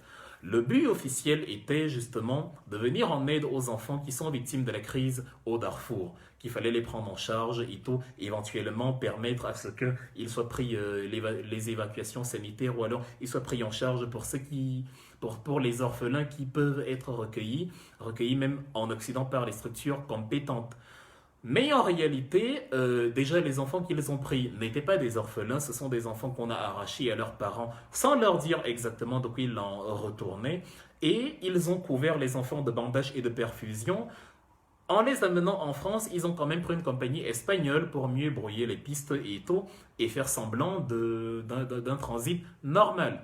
Ils ont fait des fausses blessures, des fausses perfusions, et quand on les a arrêtés le 25 octobre 2007, on disait, voilà, c'est... bon, certainement, ils essayaient d'amener les enfants à la porte des trafics en tout genre. Ça pourrait être du trafic d'organes, ça pourrait être de la prostitution, ça pourrait être je ne sais pas quoi. Mais en tout cas, les 90% de ces enfants n'étaient pas orphelins. Et les 90% des parents ne savaient pas du tout ce qu'il adviendrait de leurs enfants. Ce qu'on leur avait dit n'est pas ce qui s'était passé. Cette association, celle qui avait pris le nom de Children Rescue, une fois qu'elle était arrivée au Tchad. Nicolas Sarkozy, dans la foulée, le 3 novembre de la même année, est arrivé, l'année de son élection par ailleurs, est arrivé au Tchad. À N'Djamena, il est venu les chercher. Il a refusé qu'ils soient jugés au Tchad. Il a pris un avion militaire directement de N'Djamena à l'aéroport de Villacoublay, au sud de Paris, près de Versailles. Et c'est en France qu'on est venu statuer sur leur dossier. Et à la fin, la peine est devenue totalement autre chose que ce qu'elle aurait dû être. Certains ont été remis en liberté, d'autres ont écopé de simples amendes. Parce que le blanc est supérieur au noir et parce que le noir ne peut pas juger un blanc sur son sol. Lors de l'affaire Théodora Obiang-Nguema dans les affaires de bien mal acquis, qui concerne la Guinée équatoriale, on a jugé Obiang-Nguema en France. Mais lors de l'affaire des viols des soldats français en Centrafrique, on les a jugés en France. Lors de l'affaire de l'Arche de Zoé, on les a jugés en France. Lors de l'affaire du Probo Koala en Côte d'Ivoire, les procès se soulèvent en Occident. Lors de l'affaire de Gbagbo qui se joue en Côte d'Ivoire, pourtant, le procès se joue à la CPI en Occident. L'Africain est méprisé de toutes parts, utilisé comme cobaye, et vos dirigeants restent motus, bouche cousue, quand ils ne sont pas morts, comme Paul Biya. Parlant de Paul Biya, justement, il y a 2 jours, une femme, Madame Marie-Claude Meuzeau, a fusillé un petit enfant de 20 ans à Bafoussam, un jeune étudiant qui était en train de jouer au cartes, qui ne représentait aucun danger, qui ne représentait aucune menace pour rien, par abus de pouvoir, par sentiment d'invincibilité, par sorcellerie administrative, on a pris la vie d'un Camerounais comme ça, pour rien, à bout portant. Madame Marie-Claude Meuzeau est connue là-bas comme, on l'appelle là-bas Madame 50 000 francs. Elle a l'habitude de soutirer de l'argent aux citoyens. Elle a pris le téléphone de l'ancien médecin de Mobutu Sese Seko, qui était plus ou moins en exil, je ne sais pas trop, en voyage au Cameroun. En tout cas, il avait été arrêté et emprisonné à Bafoussam pour des histoires de papier. Elle a confisqué son téléphone, un iPhone 4 qu'elle n'a par ailleurs pas remis. Elle a soutiré de l'argent. Déjà, tout le monde se plaint d'elle dans la ville parce que cet adjudant-chef est coupable d'abus de pouvoir, comme on en voit rarement. Et comme on le voit chez Atanganji, bref, toute la sauce habillée, tout le gang de malfrats que Paul Biya a produit. Normalement, dans un pays où on respecte les droits de l'homme, selon la Convention de Genève, la Convention de 1949, la Charte africaine des droits de l'homme et des peuples de 81, on justement met en valeur une vie perdue pour rien. On compatit à l'injustice. Le président de la République aurait dû se lever, descendre sur le terrain et faire un statement, faire un message de condoléances aux familles, adresser quelque chose. Rien du tout. Le président du Cameroun est mort. Paul Biya n'est plus en vie. Les gens qui sont perturbés parce qu'on dit que Paul Biya est mort doivent eux-mêmes se poser la question si c'est nous qui disons que Paul Biya est mort ou si c'est Paul Biya qui s'arrange à ne pas faire le vivant, à ne pas être vivant. Il est où, Paul Biya, quand l'Occident vient avec ses vaccins, quand l'impérialiste nous méprise, quand le noir méprise l'autre noir, quand la vie d'un innocent citoyen est comme ça arrachée à la fleur alors qu'il avait toute la vie devant lui? Comment vous allez expliquer ça à vos parents? Paul Biya estime que le drame n'est pas assez grave pour qu'il sorte, pour qu'il parle. C'est normal parce que lui-même, il est mort. Je le répète et je le redis ici. Jusqu'à ce que vous l'ayez ressuscité vous-même, jusqu'à ce que vous le sortez vous-même et qu'il nous parle du coronavirus, Paul Biya est mort. Sujet, verbe, complément ou attribut, comme des gens ont voulu me faire la grammaire française, comme s'ils ne comprenaient pas l'essentiel à l'accessoire. Paul Biya est mort, point final. Sortez-le de son trou s'il est vivant. Le coronavirus est là, il ne sort pas. Son ministre de la Santé, son premier ministre, tout le monde est là, il ne sort pas. C'est devant un Français, celui dont il est le meilleur élève, qu'il sort sans dire autre chose que « Monsieur l'ambassadeur, vous n'avez rien entendu d'autre. Vous avez un cadavre à la présidence. » Et tant que vous n'avez pas demandé à Ferdinand Ngongo de vous sortir le cadavre qu'il y a à la présidence, ou du moins ce qu'il en reste, puisqu'actuellement les gens meurent de manière incognito, les gens meurent, on vous dit après 1 an qu'ils sont morts, je suis désolé pour vous. nous maintiendrons ce que nous disons. Paul Biya est mort. Réjouissez-vous, comme j'ai l'habitude de dire, parce que vous qui criez quand on dit est mort, vous serez très surexcités, comme des stars du porno mal conseillés. Vous serez très excités si Paul Biya venait à se montrer. En gros, vous-même, vous voulez qu'il se montre. S'il faut donc dire qu'il est mort pour qu'il se montre, Paul Biya est mort. Je n'ai pas la moindre preuve qu'il ait en vie. Il a 87 ans. Il est né le 13 février 1933. Nous sommes en 2020. Il a plus de 87 ans. Quand on meurt à 87 ans, ça ne surprend personne. Il y a la crise du coronavirus dont il peut avoir été contaminé, puisque le chauffeur de Chantal Biya a été contaminé. Et d'ailleurs, elle-même, on ne la voit pas. On a vu la première dame du Niger qui faisait des dons distribués partout. Paul Biya n'est plus en vie. Jusqu'à ce que vous le sortiez et vous nous le montriez vivant, vous devriez supporter cette version des faits que je signe, sur laquelle je persiste et que je maintiens. Je vous avais parlé de Hugo Chavez, dont on avait annoncé la mort annoncé la mort en mars 2013. Et je vous avais parlé de monsieur Leamsi José Santana, qui justement était le chef de sa sécurité. Actuellement, il vit aux États-Unis et qui avait précisé que c'est faux. La version de Maduro selon laquelle Hugo Chavez serait mort le 5 mars n'était pas vraie. Il était mort à 19h30, ou plus exactement à 19h32. 2 mois et demi plus tôt, c'était le 30 décembre. De la même façon, depuis l'Antiquité, j'avais pris des exemples de quelqu'un comme Mehmed Ier qui, en mai 1421, était mort 40 jours plus tôt que la date officielle. Même à l'armée, on avait caché la mort. Je vous avais pris l'exemple, puisqu'on parlait de la France, de Georges Pompidou aussi. Il est mort, c'est lui qui a succédé au général de Gaulle. Il avait même d'ailleurs fait une visite au Cameroun, Georges Pompidou. Et d'ailleurs, on dit qu'il s'était fait greffer par, je sais pas, un moustique, un mille pattes au Cameroun, et ça l'a rendu malade à vie. Une chose est sûre, justement, Georges Pompidou a été malade toute l'année qui a précédé son décès. Jusqu'au 2 avril 1974, sa femme Claude Pompidou n'était pas mise dans le secret, puisque Georges Pompidou avait dit à son propre fils, enfin le fils de sa femme, parce qu'il est c'était issu d'une première union, Alain, garde ta mère en dehors de tout ça, ne lui dis rien. C'est pour ça que je vous disais que même ceux qui entourent Paul Biya, n'allez pas chercher, je sais pas, chez Brenda, je sais pas chez qui, n'allez pas chercher chez ces gens-là l'état de santé de Paul Biya. Eux-mêmes ne savent pas. Quand on est président de la République, on a souvent plus de famille. C'est-à-dire même votre famille va souvent demander l'audience pour venir vous parler, parce qu'on ne peut pas voir à vos enfants des choses qui vont peut-être aller dire, surtout quand ils sont encore très jeunes, des informations qu'ils vont sortir comme ça, sans le vouloir, sans le savoir, et qui vont mettre le feu aux poudres et se répandre à travers le pays. Où est Paul Biya? That is the question. Jusqu'à ce que vous le montriez, quand on tire sur des concitoyens et que Paul Biya ne parle pas et que le président ne parle pas, la honte, en fait, moi à votre place, je me réjouirais de voir que Paul Biya est en vie. De voir que Paul Biya est mort. Parce que si Paul Biya est en vie, il faudra qu'il vous explique pourquoi il n'est pas là en temps de coronavirus. Vous dites non, on a distribué les masques, on a distribué les gels et tout, donc il n'a pas besoin d'être là. Je vais vous donner un morceau choisi. Ouvrez bien vos oreilles et vos têtes et vos cerveaux si vous en avez. De 1, à nous de la diaspora, vous avez l'habitude de dire, toi tu parles sur Facebook, viens sur le terrain. Enlevant déjà le fait que nous on est allé sur le terrain, au plus fort même, quand il fallait faire la bataille politique. Voilà quelqu'un qui est avec vous sur le terrain, Paul Biya. Il n'est pas allé rendre visite au chantier des stades. Il n'est pas allé vous rendre visite au chevet des malades du coronavirus. Il n'a pas fait le moindre discours sur le coronavirus. Donc, nous qui sommes dans les diasporas, qui ne sommes pas présidents, qui n'avons aucun mandat électif, aucun mandat de quiconque, nous, on doit aller sur le terrain parler pour vous.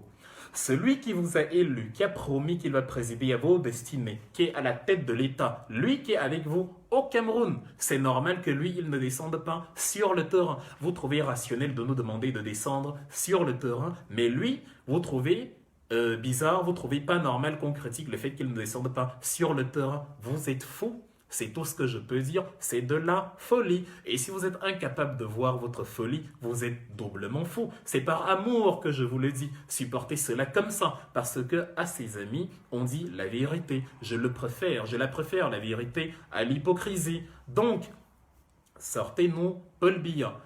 Deuxième élément, c'est que vous dites, on voit les gels, les masques et les choses qu'il distribue, tant mieux. Le problème, c'est que pourquoi vous aviez sa photo partout? Parce que finalement, vous-même vous admettez que la présence est importante.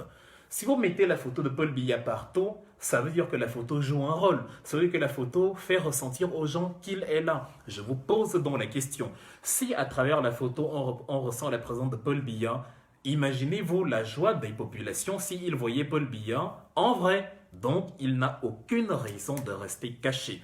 S'il reste caché, c'est qu'il vous méprise totalement. Vous ne comptez pas pour lui. Si ce n'est pas le cas, Paul Biya est mort. Cette version-là est bien meilleure que la version où il est en vie. Moi, je dis que Paul Biya est mort et il restera mort jusqu'à ce qu'il ressuscite et qu'il parle à quelqu'un et qu'il parle à ses concitoyens, à vous qui l'avez voté. Sinon, il est mort, il est mort, il est mort et il est mort. Écoutez ça 1000 fois. Paul Biya est mort, je ne discute avec personne. Ce n'est pas un débat. Le seul débat, la seule contradiction à ce débat, c'est qu'il sort et qu'il se montre et on n'en parle plus. Et je vous dirais, ben voilà, il est vivant. Vous-même, vous avez vu, pour confirmer qu'il est vivant, il est venu vous parler. Il est venu parler avec vous. Il est venu vous sensibiliser sur le Covid-19, vous parler exactement ce qu'on est en train de lui demander actuellement. Mais comme vous êtes fou, vous ne comprenez même pas ce que nous sommes en train de faire. Parce qu'on a imbécilisé tout un peuple par la boisson, par l'alcool, par les brasseries, par les bars, par la distraction, mais à outrance en pleine crise du Covid-19. Les Africains ne sont donc pas respectés par les Occidentaux parce que les Africains ne se respectent pas eux-mêmes. Les Africains, pourtant, avec tous les exemples que je viens de citer, ont brillé à travers l'histoire aussi bien récente qu'ancienne par justement des prouesses de grande qualité. J'ai parlé de Victor Anomango avec le Vanivax, j'ai parlé de la pivirine de Valentin Agon, j'ai parlé du protocole à la chloroquine de Philomène Lungu, j'ai parlé de Jérôme Mouniangui, j'ai parlé de tous ces gens-là, c'est-à-dire l'Africain, le noir même, c'est-à-dire qu'il soit africain du continent ou le noir ailleurs. Retenez que le 20 février 1962, un an après les Soviétiques, les Américains ont effectué le premier vol en orbite autour de la Terre, effectué par John Glenn dans le cadre du programme Mercury. Le vol orbital n'a été possible que par les calculs d'une femme, déjà c'était une femme, mais en plus une afro-américaine, Katherine Johnson. D'ailleurs, elle était encore vivante jusqu'au 24 février 2020. Elle est morte il y a quelques mois, quelques semaines, à 101 ans. Parce qu'elle est née en tout cas, fête 2020, moins 101 ans, bref, vous trouvez son année de naissance. Elle a justement réalisé, elle a reçu en 2016 avec Barack Obama, elle était médaillée d'or du Congrès pour ses grands travaux qu'elle a réalisés notamment pour justement le programme Mercury de John Glenn. D'ailleurs, John Glenn avait dit que lui, il ne va plus jamais y aller dans l'espace tant que ce n'est pas Katherine Johnson qui fait ses calculs, parce que ses calculs étaient d'une fiabilité totale. C'est elle, elle a intégré le programme, tous les programmes de la NASA jusqu'au programme Apollo, qui a amené Neil Armstrong sur la Lune le 21 juin 1969 avec Buzz Aldrin. Les Noirs ont brillé, les Africains ont brillé par leur génie quand il a été valorisé partout dans le monde. Les États qui se proclament aujourd'hui États de droit ont toutes les leçons à prendre de nous. La France qui vient donner des leçons au Cameroun, à certains moments, quand les Africains ont voulu, les Africains leur ont été supérieurs. Monsieur Bokassa Jean Bédel, qui était totalement fou, a quand même eu l'intelligence de nommer une femme Premier ministre bien avant la France. Parce que c'est en 1975, le 2 janvier, que Jean Bédel Bokassa nomme Elisabeth Domitien Premier ministre de son gouvernement. Et ce n'était pas un poste de figurant, puisque bien au contraire, elle était très charismatique, elle était très présente, elle était très populaire, elle était très ancrée dans les réalités locales, puisque c'est en sango qu'elle s'exprimait, la langue la plus parlée en République centrafricaine, la langue nationale, on va dire, à côté du français, voire même avant le français. Elle a été justement, c'était une libre penseuse, libre d'esprit, qui s'est opposée à la folie de Bokassa, qui se proclamait justement l'année suivante empereur de Centrafrique, un fou. Et il a limogé Philomène Lungu, qui le critiquait justement dans cette démarche, dont l'Afrique a eu ses grandes têtes, ses fortes têtes qui justement, que ce soit dans le domaine de la politique, que ce soit dans le domaine des sciences, que ce soit dans le domaine absolu, le domaine absolu, le domaine absolu, c'est-à-dire tous les domaines de la vie, les Noirs ont brillé partout dans le monde. On a parlé un jour de la Black Star Line de Marcus Garvey qui concurrençait la White Star Line des Européens qu'ils avaient créée pour justement mettre dans l'eau le plus grand navire de l'époque, le Titanic, le 14 avril 1912. Un noir a créé la Black Star Line qui justement concurrençait ces navires-là et permettait le transit des noirs à gauche et à droite. Marcus Garvey, l'un des principales têtes, le principal, si on veut, le premier panafricaniste, si vous voulez, lui qui n'avait jamais mis les pieds en Afrique, a œuvré pour les Africains bien plus que vous qui êtes sur le terrain, totalement inutile et qui critiquez ceux qui au moins prennent en compte les souffrances qui sont les vôtres et disent que non, il faut garder les yeux ouverts. Marcus Garvey, le fondateur de l'UNIA, la United Negro Improvement Association, qui justement permettait aux Noirs de savoir ce qui se passe, quelle est leur destinée, quel est leur paradigme, quel est le fondateur de Negro World. Plusieurs journaux qui permettaient aux Noirs de s'informer sur leur réalité, sur la prise de conscience, sur la récupération du paradigme, en passant par l'économie, les sciences, les techniques, tout ce que vos présidents refusent de faire, alors qu'il y a des génies sur le terrain. Il ne faut donc pas que, et je termine en le disant, il ne faut donc pas que Paul Biya entraîne les Camerounais dans sa mort. Il ne faut pas que des vieillards en fin de vie entraînent des jeunes qui, eux, ont encore toute leur vie devant eux dans leur sorcellerie. Cette histoire d'ouverture de bar, cette histoire de concubinage avec l'OMS, cette histoire de refus systématique des médicaments africains. Vous qui êtes sur le terrain, trouvez donc un moyen, parce que vous dites que le combat c'est sur le terrain. Si vous qui êtes sur le terrain, vous ne combattez pas, c'est que vous êtes inutile. C'est que nous-mêmes encore qui parlons faisons mieux que vous, parce que nous on parle. Aimé Césaire disait dans son cahier d'un retour au pays natal, si je ne sais que parler, c'est pour vous que je parlerai. Donc laissez-nous parler. Il ne faut donc pas, en tout cas si vous voulez donc agir, que vous nous disiez, il ne faut pas que vous nous disiez, oui on a envie de parler, mais le régime, on a peur, le régime est barbare. Oui, vous nous donnez donc raison, parce que le régime est barbare. Et c'est parce que le régime est barbare que nous nous battons. Il y a quelques jours, la chaîne Equinox TV me demandait de trouver un médecin dans la diaspora, s'il y a un médecin dans un secteur pour parler de la crise du Covid-19, comment ça se passe en Europe et tout. Et j'ai eu beaucoup de retours des docteurs qui vous disent « j'aimerais bien parler, mais j'ai peur ». C'est-à-dire, il vous dit « j'ai peur que je dise un truc qui va faire que je ne puisse plus retourner au Cameroun ». Donc, on vous gouverne par la peur. On a installé une terreur absolue. Vous ne pouvez plus parler, vous n'êtes plus libre. Vous avez peur de la prison, mais vous êtes déjà en prison. Une prison mentale sans fenêtre, sans toit, sans toiture, sans mur, sans rien, mais une prison quand même, la pire des prisons, parce que vous vivez, mais vous êtes mort comme Paul Biya, vous ne pouvez pas parler, on ne vous entend pas, vous n'assumez pas vos propos, vous n'assumez pas vos idées, même ceux qui nous insultent ont tellement peur de dire ce qu'ils pensent au Cameroun que même pour nous insulter, ils se mettent en faux profil. Pour insulter Maurice Kamto ou Wilfried Ekanga ou tous ces gens-là, vous n'avez pas besoin d'être en faux profil. Insultez-nous à ciel ouvert, on va accepter. La pire des choses qu'on peut vous faire, si c'est sur les réseaux sociaux, c'est vous bloquer. Mais personne n'attendra à votre vie comme on a fait pour le petit Ipanga Bafoussam, comme cette chère Mezo. Non. Et comme vous êtes dans ce paradigme-là d'intimidation absolue, nous ne comprenons pas que vous veniez nous critiquer, alors que nous, on vous dit, bien sûr, un pays comme ça n'est pas acceptable. J'ai commencé ce live en rendant hommage à Wilfred Siéwé, où je disais que si moi, je peux prendre une photo devant le palais de l'Élysée, devant le palais de la République française, deuxième puissance économique de l'Union européenne, malgré toutes les critiques qu'on peut avoir envers la France, malgré toutes les insultes que je viens de proférer contre la France, il est quand même possible de prendre une photo à 10 mètres d'Emmanuel Macron. Mais au Cameroun, ce n'est pas possible. Des photos devant le bâtiment administratif, un policier vient vous chercher, on vous met en prison pendant 3 mois, on vous accuse de terrorisme, d'hostilité à la patrie. On est plus scandalisé par des gens qui se sont contentés de décrocher la photo de Paul Biya dans une ambassade que de 36 millions de francs CFA dépensés en 3 mois. Je ne suis pas de la brigade anti-Sardinard, mais cette affaire me reste en travers de la gorge parce que j'ai envie de demander aux Camerounais, la photo de Paul Biya apporte quoi à ta vie par rapport aux 36 millions qu'Alfred Guigny a détournés en 3 mois? Est-ce qu'il les a remboursés? Est-ce qu'il les a payés? Est-ce qu'il y a un audit?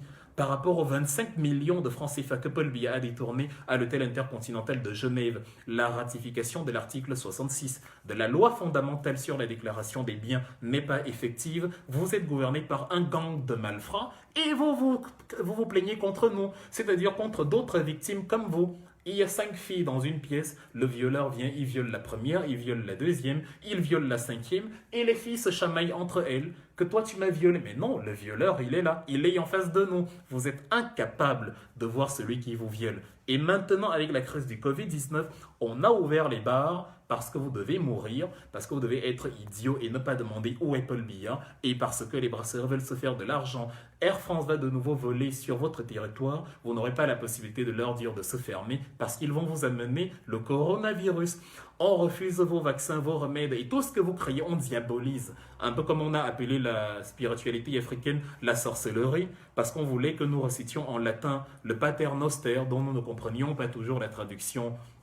Non, même les mots, qui peut dire ce que Alléluia ou Hosanna signifie. Mais on nous demandait de reciter tout ça. Quand nous, on parlait dans nos langues, ce qu'on comprenait, c'était de la sorcellerie. La même chose actuellement, les médicaments de vos paradigmes, de votre pharmacopée, c'est de la sorcellerie. Mais ce qui est venu de l'extérieur, c'est ça qui va maintenant vous sauver. Et devant cette hérésie, il y a une léthargie totale de vos dirigeants, plus morts que vifs. Demandez à Ferdinand Ganga d'avoir au moins du respect pour le peuple camerounais en lui présentant le cadavre, en lui présentant ce qui reste de Paul Biya. Vous ne pouvez pas, c'est une première mondiale, vous ne pouvez pas cautionner qu'en temps de Covid-19, le président, celui dont vous dites qu'il est le président, ne s'est pas montré. Il est président de quoi? Du cache-cache. Même par vidéoconférence, il ne s'est pas montré. Il a parlé au Français. C'est le Français qui est venu vous dire comment il va. Sortez de la sorcellerie. Nous allons, si c'est cela qui vous énerve, si c'est ces paroles-là, quand nous les prononçons, qui vous énervent, sachez que nous vous énervons volontiers. C'est avec plaisir que nous suscitons votre haine. Parce que si vous détestez quelqu'un pour avoir dit, fait, pensé ce qui est juste, c'est que c'est vous le fou. Donc continuez dans la barbarie. Nous, on va continuer à faire ce qui est juste et on sortira ce peuple de son trou contre son propre gré. Tirez les conclusions de ce qu'il faut, les conclusions qu'il faut. Pensez aux Africains qui nous ont fait honneur à travers le monde, à travers l'histoire, et gardez à l'esprit la phrase de Malcolm X que j'avais écrite il y a quelques jours. Parce que la perfection n'existe pas. Ne cherchez pas à être, c'est pas Malcolm X qui le dit, j'y reviens tout à l'heure. Ne cherchez pas à plaire à tout le monde, c'est impossible. Celui qui plaît à tout le monde finit par plaire à n'importe qui, au cancrelat, aux crabes, aux écrevisses et aux crevettes. Celui qui plaît à tout le monde plaît finalement à Wamakul. Celui qui plaît à tout le monde n'a plus de personnalité, n'a plus de vie. Les gens ne vivent pas en essayant de vous plaire. Ne vivez donc pas en essayant de leur plaire. De toute façon, vous n'allez pas y arriver. Si quelqu'un vous insulte, vous critique, gardez à l'esprit qu'on leur a envoyé Jésus, qui était selon la Bible parfait.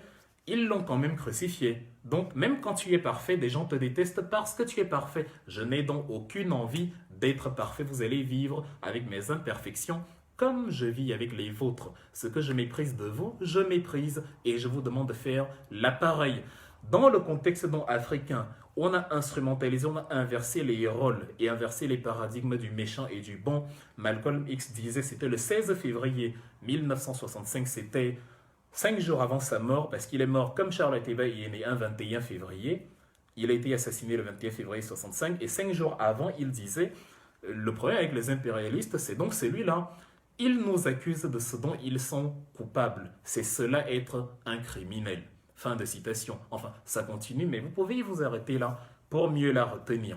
Ils nous accusent de ce dont ils sont coupables. C'est cela être un criminel. Il a continué en disant, il pose des bombes en vous accusant après de les avoir posées vous-même. Mais retenez l'essentiel, le cœur du statement. Ils vous accusent de ce dont ils sont coupables. C'est cela être un criminel. Donc, dans le cas du Cameroun, à quoi reconnaître un criminel? Il vous dit que vous êtes un terroriste, que vous déstabilisez la patrie. C'est eux qui volent 3 000 milliards de la canne, mais c'est vous qui déstabilisez la patrie. C'est eux qui tirent sur des femmes. Vous avez seulement décroché une photo de l'ambassade. Mais vous êtes des ennemis de la patrie. C'est eux qui tirent sur des gens en Garbou. Mais vous avez déstabilisé la patrie parce que vous avez dit sur Facebook que Paul Biya est mort. C'est eux qui détournent 34 millions à l'hôtel à Paris, ceux qui détournent 24 millions par nuit à l'hôtel à Genève, mais c'est vous, les terroristes et les méchants, qui ne doivent plus aller au Cameroun et qui déstabilisez la patrie. Ils nous accusent de ce dont ils sont coupables. C'est cela être un criminel.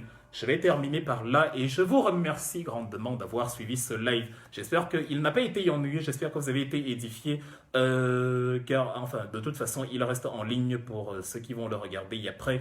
Je m'excuse de son caractère spontané. J'aurais peut-être dû vous prévenir avant, mais ce n'est que partie remise. La prochaine fois, je m'attellerai à vous en informer dans un intervalle plus large. Bon début de semaine à vous, bon déconfinement pour ceux qui sont en France. Prenez soin de vous, soyez très très très prudents parce que c'est très très très important. Ne laissez pas les vieillards en fin de vie nous entraîner dans leur sorcellerie. Merci.